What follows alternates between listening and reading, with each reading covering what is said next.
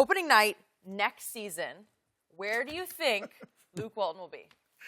I mean, this is just impossible to answer. You know? Let me say this about Sacramento. They are horribly run. Horribly. You fire Mike Malone, Vlade Divac. A few years ago, he's 11-13, which is the best record they had in a while. He's the only coach of several who could get through the Boogie Cousins. Right. And you fire him, and look what he's doing in Denver. Now, after David Yeager leads you to your best record in 13 years, you fire him. You were playing an exciting brand of basketball, scoring a lot of points. The young guys are playing well. There's reports about tension in the locker room with the players and him. You're winning. You were playing well. I don't care if all the players don't love him. Right. I mean, they're young guys. It's not like you have veterans and you're going to win a championship now. So if I'm Luke, I'm looking at that like, do I want to go into that situation? Now, it's good with the players, the young players, but I don't know if I want to go to that front office. Now, Minnesota is open. You know, that's a place where you got Karl Anthony Towns, you got Andrew Wiggins. He's a California boy. Does he want to go to Minnesota? I don't know, but I think that's a decent job. I wouldn't really want Memphis, Cleveland, New Orleans could open. You know, if the new GM, does he keep Alvin Gentry? That's not a terrible job. So there are other options out there. With the Lakers, I think it all depends on what happens with the front office. If Rob Pelinka ends up getting control, then I think Luke's chances are the best they could be.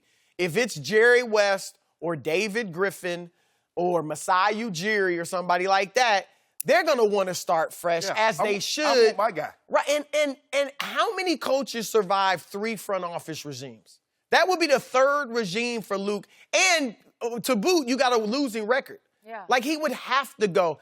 And I think, look, Shannon, you brought it up in our first segment. LeBron is going to have to get involved. And everybody thinks LeBron's always pulling the strings.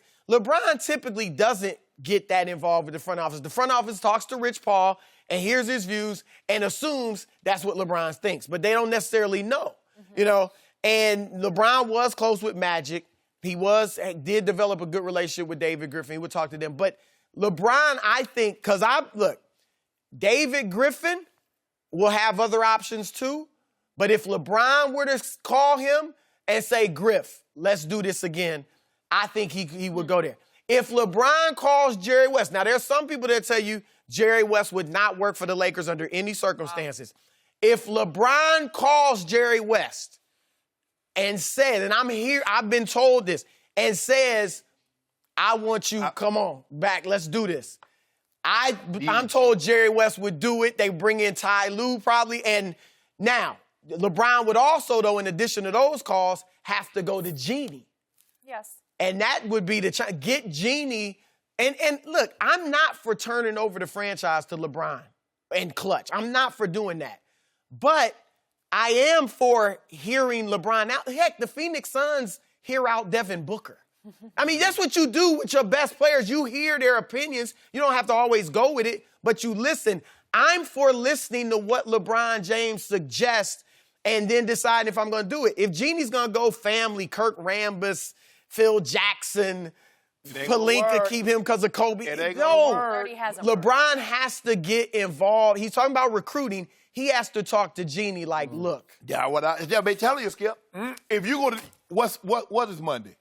What do you the mean? 15th. That's the deadline. Oh, okay. If you're going to depend on LeBron like the 15th, that's payday too. If you're going to depend on him like that, you need to go to him. Now, I don't believe he's the coach. Now, the one thing, if they get Bob Myers, and you hear that that's being floated out there, if Bob Myers come back, well, he was 39-4 in Steve Kerr's absence. I think that gives him. But for them to bring in another front office and to Luke to survive that, Skip, the dude ain't Pat Riley. He ain't not Greg Popovich or Auerbach or somebody like that. To survive 3 front offices, Skip, come on now. That's ridiculous. That would be asking an awful lot. So, look, the guy that comes in, if somebody were to come in, he's going to want his guy. I don't care whether it's baseball, basketball, football. Normally when the guy comes in, Skip, he wants his guy. And so I don't believe he'll be there unless Bob Myers get that job, and I don't know if that's going to happen. I hope LeBron is working behind the scenes because, you know, he's good at that. Good at that. Good at working behind the scenes. You don't even know. Like you said, you saw that magic show. Sleight of hands. Look over here. We got something going on over there. That's what you try to do on this show every day. Every day. Distraction. You guys are missing the boat. You say there have been all these regime changes, but the ownership has not changed through all these changes. She is in power. She won power by going to court to basically remove her brothers, Booted. right? She is in command, and she just showed you, because she basically just, I'm talking about Jeannie Buss, she just ran off Magic Johnson. That's what just happened. Yep. I'm sorry, that's it. She said no to Magic. No on Luke, no on Pelinka. Pelinka, Kobe's guy, just elevated in stature in the front office. So the answer to you're Ginny Buss on this show, right? You're Ginny Buss. You know, it gets confusing. You run this show, you're Ginny Buss. Thank you. I do what I can. Yeah. But the answer to your question is Luke is going to be the head coach of the Lakers on opening night next year, because I just see the handwriting all over the locker room walls. And as soon as I read last night that Sacramento has made Luke their #1 target, I just said, somewhere Jeannie is shaking her head and saying, not over my dead body.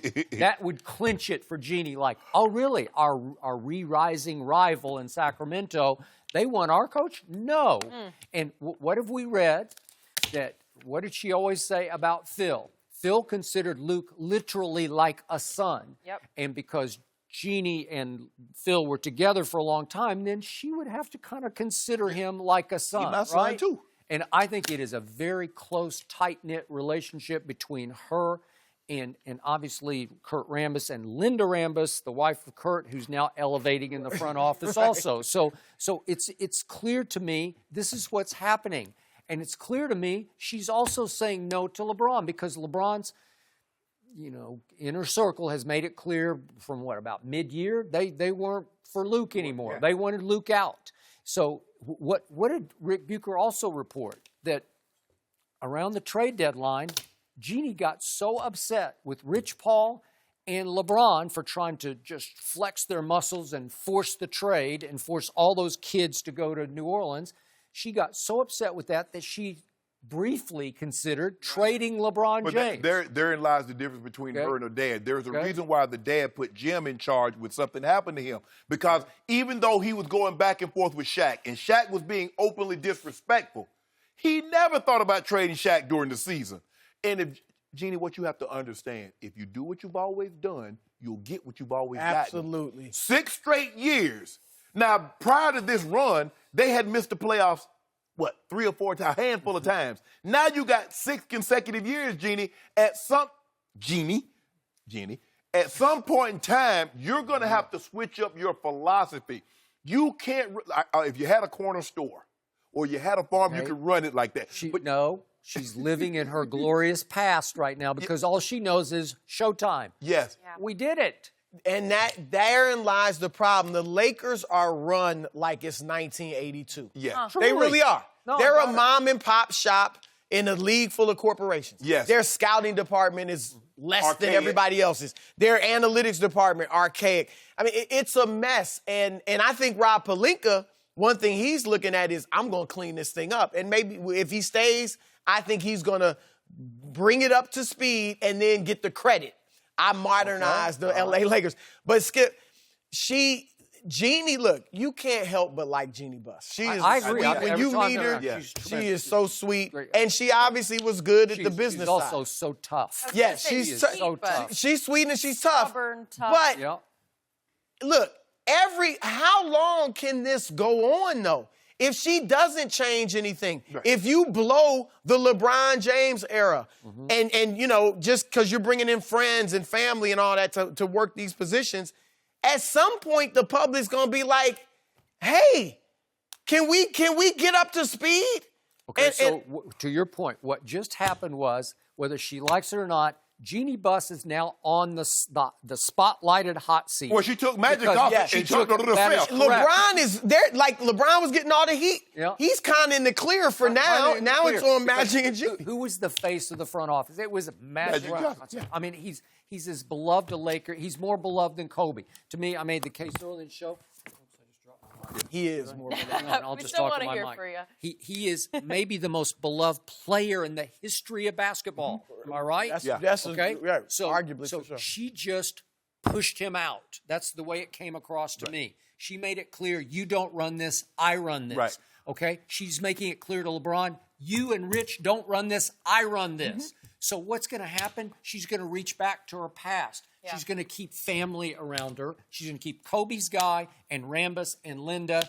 And here we go. Yeah. Here we go Making that nowhere. message clear. Chris, thank you. Well, for you joining wonder, us. there's Good some stuff people today. think she might trade LJ.